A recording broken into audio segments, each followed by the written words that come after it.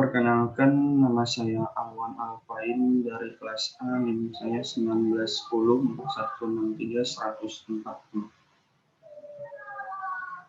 Kali ini saya akan menyampaikan materi saya yang berjudul Demografi Teknik. Materi demografi teknik yang pertama yaitu lingkungan studi kependudukan, teori kependudukan, parameter dasar kependudukan. Yang kedua, sumber dan kualitas data kependudukan, meliputi sumber data kependudukan, evaluasi kualitas data, metode perapian data. Yang ketiga, pertumbuhan dan struktur penduduk, meliputi pertumbuhan penduduk dan struktur penduduk.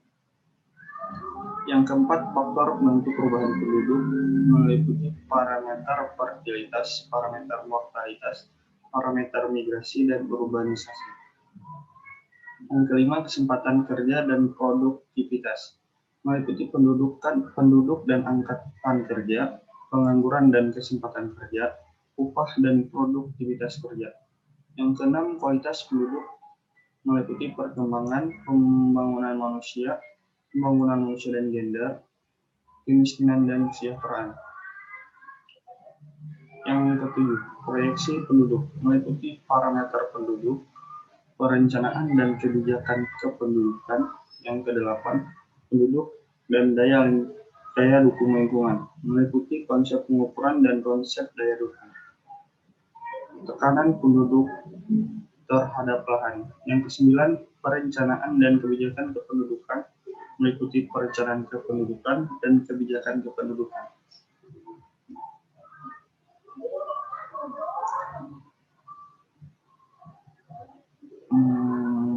Demografi.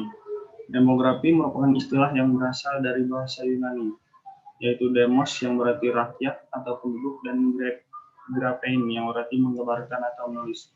Jadi demografi diartikan sebagai tulisan atau gambaran tentang kependudukan.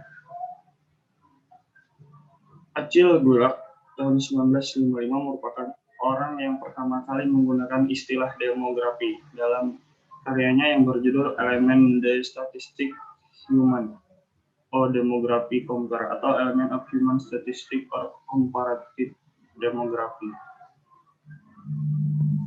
Lingkup studi kependudukan.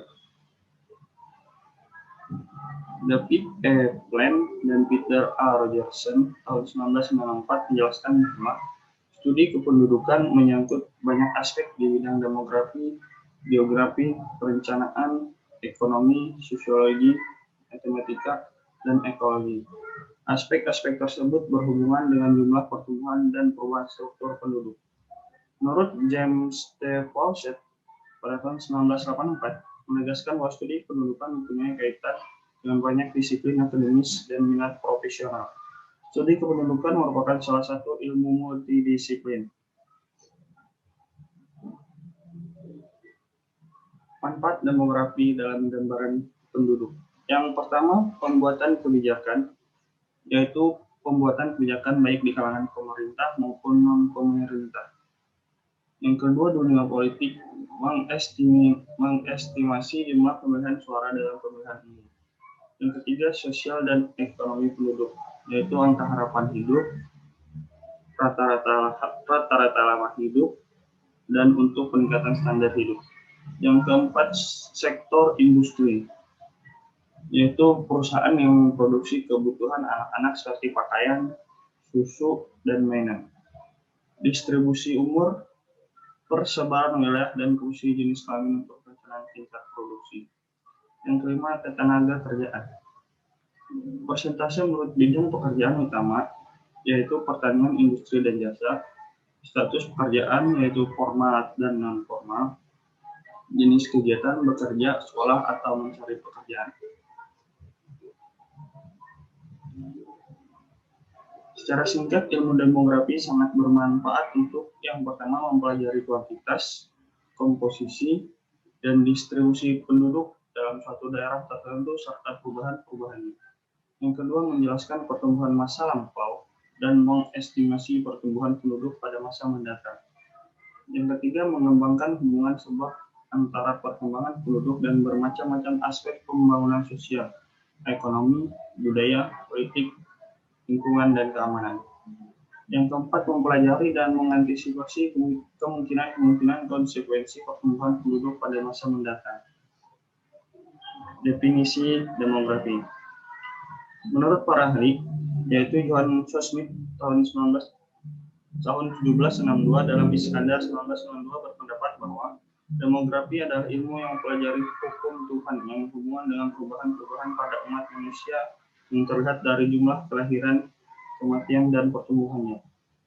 Menurut H.L. Willard tahun 1955 merupakan definisi demografi sebagai ilmu yang mempelajari segala sesuatu dan keadaan dan sikap manusia yang dapat diukur yang mengikuti perubahan secara umum, fisiknya, peradabannya, intelektualitasnya, dan kondisi moralnya. Menurut David V. Glass tahun 1953 menekankan bahwa demografi terbatas pada studi penduduk sebagai akibat pengaruh dari proses demografi, yaitu fertilitas, mortalitas, dan migrasi.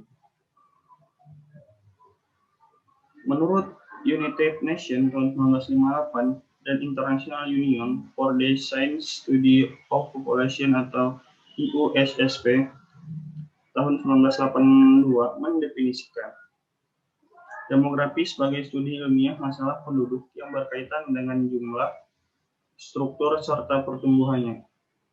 Masalah demografi lebih ditekankan pada studi kuantitatif dari beberapa faktor yang mempengaruhi pertumbuhan penduduk, yaitu fertilitas, mortalitas, dan migrasi. Ketiga faktor ini biasanya disebut sebagai variabel demografi atau komponen pertumbuhan penduduk. Ketiga variabel demografi tersebut ditambahi dengan faktor lain seperti perkawinan, perceraian, dan mobilitas sosial atau perubahan status sosial akan menentukan struktur atau komposisi penduduk.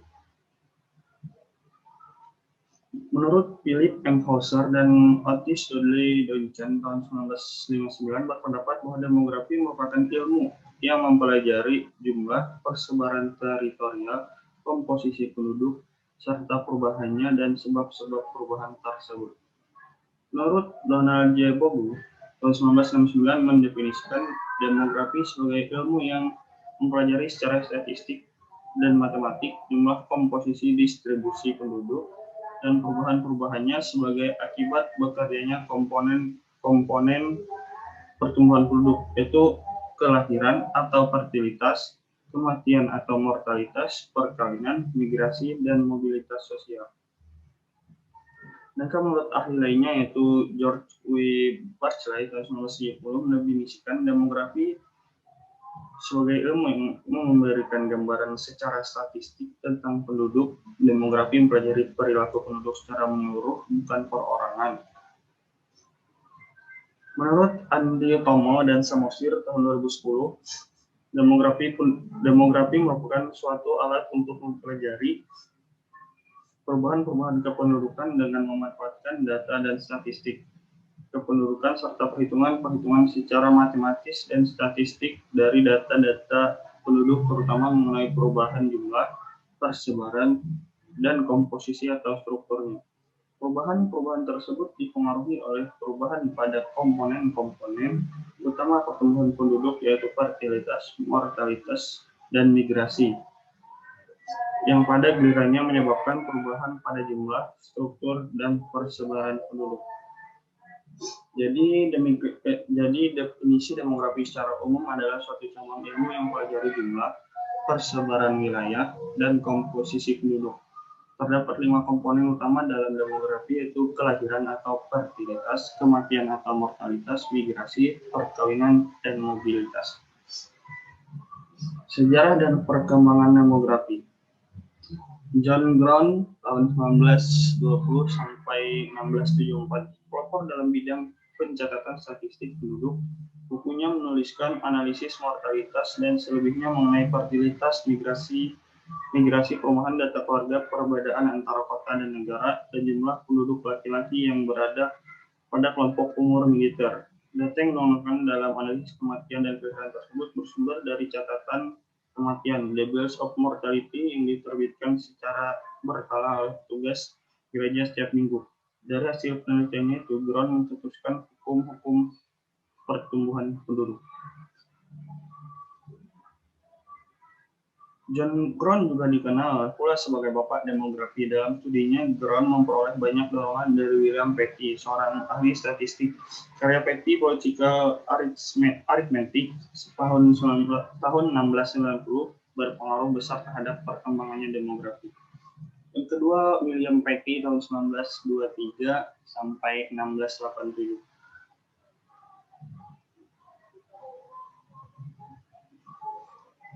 William Petty yang hidup sejaman dengan Gron menganjurkan berdirinya Central Statistical Office atau Biro Pusat Statistik.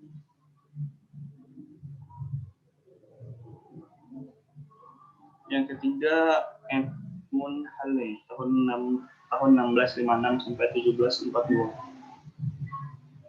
Seorang astronom dengan menyusun tabel kematian atau life table modern yang pertama di kota Breslau pada tahun 1687 sampai 1691.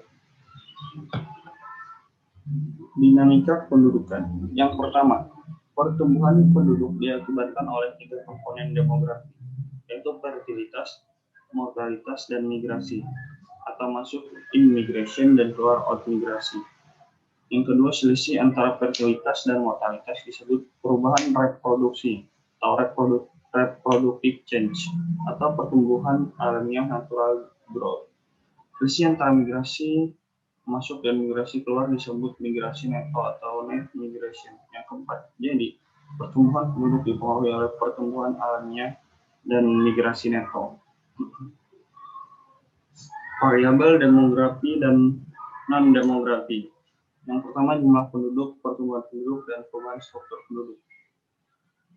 Variabel demografi lebih menekankan pada karakteristik penduduk seperti jumlah, pertumbuhan, dan persebaran, serta komposisi umur, jenis kelamin, status perkawinan, tempat lahir, dan tempat tinggal.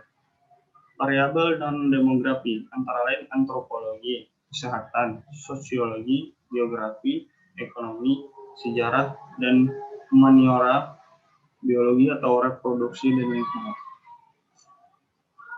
Teori kependudukan. Teori Malthus. Thomas Robert Malthus tahun 1766 sampai 1834 merupakan orang pertama yang mengembangkan suatu teori kependudukan komprehensif dan konsisten antara penduduk dan keadaan ekonomi. Menulis buku tentang Essay on the Principles of Population tahun 1798 pertama kali teori kependudukan diperkenalkan. Malthus sudah mempersoalkan daya dukung lingkungan dan daya tampung lingkungan. Secara pesimis menghubungkan pertambahan jumlah penduduk atau teori penduduk dengan sumber pangan yang terbatas atau variabel ekonomi yang akan mengakibatkan kelebihan penduduk atau overpopulation. Formulasi Malthus yang pertama, penduduk apabila tidak dibatasi akan berkembang biak dengan sangat cepat dan memenuhi permukaan bumi dengan sangat cepat. Pertumbuhan penduduk mengikuti deret ukur, sedangkan sumber pangan mengikuti deret hitung. Apabila jumlah penduduk terus bertambah, maka jumlah penduduk akan mengalami kesulitan hidup, kelaparan, dan kemiskinan. Pembatasan pertumbuhan penduduk dapat dilakukan dengan preventive check atau pengakaran diri. Yang kedua, positive check atau lewat proses kelahiran. Preventive check atau pengakaran diri meliputi moral restraint atau mengekang seksualitas dan menunda perkawinan. Yang kedua, vice atau kejahatan, pengukuran kelahiran, absorpsi, dan homoseksual. Positive check yaitu lewat proses kelahiran meliputi yang pertama, PIS atau kejadian atau pencabutan nyawa, pembunuhan terhadap anak-anak, disabilitas, dan orang tua. Yang kedua, miseri atau kemelaratan, epidemi, bencana alam, peperangan, dan kekurangan pangan. Kritik para ahli terhadap teori Malthus ini adalah kurang mempertimbangkan kemajuan transportasi dan komunikasi yang menghubungkan antar daerah, kurang memperhatikan kemajuan teknologi yang dapat melipat gandakan persediaan pangan secara cepat, tidak memperhatikan usaha pembatasan kelahiran yang sangat direspon oleh banyak negara secara intensif, angka kelahiran akan menurun apabila terjadi perbaikan standar kehidupan dan kesehatan.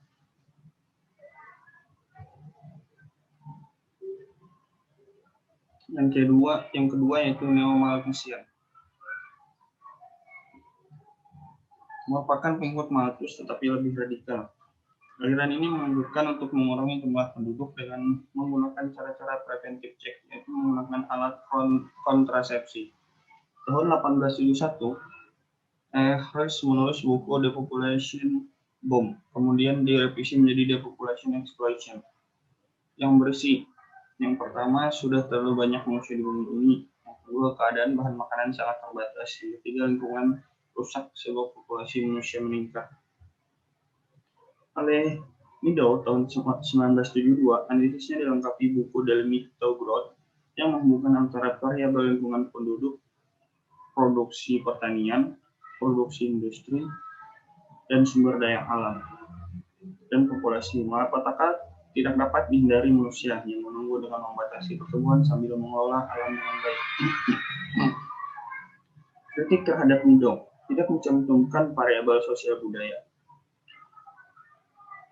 Masarovic dan Pestel tahun 1974 merevisi gagasan Meadow dengan mencantumkan hubungan lingkungan antar kawasan. Yang ketiga, teori sosial Marxis. Tidak sependapat dengan Malthus yang menyatakan bahwa jika penduduk tidak dibatasi maka akan kekurangan pangan. Menurut Marxis itu sendiri, pertumbuhan penduduk dapat dicegah oleh peningkatan reproduksi maupun oleh tata kehidupan sosialis yang lebih baik. Menurut Marxis, tekanan penduduk di suatu daerah bukanlah tekanan penduduk terhadap bahan makanan, tetapi tekanan terhadap kesempatan kerja, menekankan upah, dan menambah jumlah pengangguran. Dengan upah yang rendah, maka para pekerja kurang menahan diri dan akhirnya jumlah kelahiran justru meningkat. Kritik terhadap teori ini yaitu kritik terhadap teori Marx bahwa hukum kependudukan di negara sosialis merupakan antitesa hukum kependudukan di negara kapitalis. Menurut hukum ini, di negara kapitalis tingkat kelahiran dan tingkat kematian sama-sama rendah, maka di negara sosialis akan terjadi sebaliknya, tingkat kelahiran dan tingkat kematian sama-sama tinggi. Faktanya tidak demikian. Pertumbuhan penduduk rendah di negara Uni Soviet beserta pecahannya hampir sama dengan negara-negara maju. Cina tidak dapat mentolerir pertumbuhan penduduk tinggi dan harus dihambat dengan penggunaan kontrasepsi serta memperbolehkan pengguguran kandungan karena jumlah bahan pangan semakin sulit didapat. Teori kependudukan, teori penduduk optimum.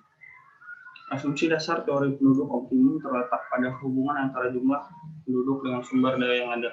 Dilatar belakangi oleh karya ahli ekonomi klasik, mereka membahas pengaruh jumlah penduduk, pembagian kerja, dan spesialisasi serta hukum. Konsep tingkat optimum merupakan akibat dan tingginya pendapatan per kapita, sebab produktivitasnya dapat diukur dari pendapatan per kapita, yaitu faktor ekonomi. United Nations tahun 1973. Konsep penduduk optimum tidak identik dengan faktor ekonomis seperti kesejahteraan, usia harapan hidup, jumlah keluarga, sumber daya alam, dan pertahanan, serta faktor sosial budaya sebagai penentu. Kritik yang dilancarkan terhadap penduduk terlalu sedikit atau jumlah penduduk yang terlalu banyak, maka titik optimum benar-benar dapat dicapai. Jika dapat dicapai, konsep tersebut menjadi tidak jelas. Penduduk optimum semestinya dijelaskan melalui penyesuaian antara variabel penduduk terhadap perubahan teknologi, ketersediaan sumber daya, serta faktor lain yang sangat kompleks. Jika hubungan antara variabel-variabel tersebut belum diketahui secara pasti, maka sangat sulit untuk merumuskan konsep penduduk optimum. Selanjutnya, teori mutakhir kependudukan. Menurut Mantra tahun 2003, melalui studi referensinya, Perpustakaan di Pusat Studi Kependudukan dan Kebijakan UGM, sejak awal abad ke-20 dilakukan reformulasi kembali, utamanya teori Malthus dan Marx yang merupakan rintisan teori kependudukan mutakhir. Teori mutakhir ini secara sederhana dibedakan menjadi dua kelompok, yaitu teori fisiologi dan sosial ekonomi, Yang kedua, teori teknologi atau teori kependudukan optimis. Teori psikologi dan sosial ekonomi. Teori ini dikemukakan oleh Johann Stuart Mill. Beliau ahli filsafat ekonomi berkebangsaan Inggris yang menerima argumen Malthus bahwa laju pertumbuhan penduduk dapat melampaui pertumbuhan ekonomi sebagai aksioma. Apabila suatu waktu di suatu daerah tertentu terjadi kekurangan bahan makanan, ini hanya sementara saja. Kita dapat mengimpor bahan makanan dan daerah lain atau memindahkan sebagian penduduk dari daerah ini ke daerah lain. Wicks 1992. John Stuart Mill mengatakan sedikit banyak jumlah anak ditentukan oleh manusia itu sendiri. Oleh sebab itu, peningkatan pendidikan tidak hanya untuk orang kaya, tapi justru penduduk yang tidak mampu. Teori kapilaritas sosial. Ahli demografi berkebangsaan Prancis, Arsène Domon, mengemukakan teori kapilaritas sosial, menggunakan dasar pada keinginan seseorang untuk mencapai kedudukan yang lebih tinggi dan melebihi apa yang telah dia sendiri capai. Teori ini berkembang baik pada negara demokrasi karena setiap orang terpacu untuk mencapai kedudukan yang lebih tinggi, maka angka kelahiran menurun sangat cepat. Teori kompetisi. Teori ini dikemukakan oleh Emile Durkheim. Beliau lebih menekankan pada akibat dari pertumbuhan penduduk yang tinggi. Negara atau wilayah dengan kepadatan penduduk yang tinggi akan menimbulkan kompetisi bertahan hidup dengan meningkatkan pendidikan dan keterampilan individu.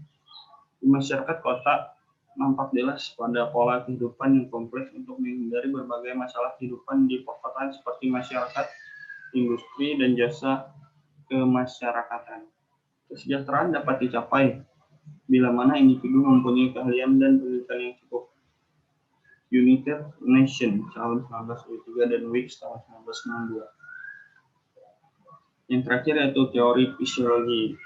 Michael Thomas Sadler mengatakan bahwa daya reproduksi manusia yakni fertilitas berbanding terbalik dengan kepadatan penduduk. Jika kepadatan penduduk tinggi, daya reproduksinya menurun dan sebaliknya.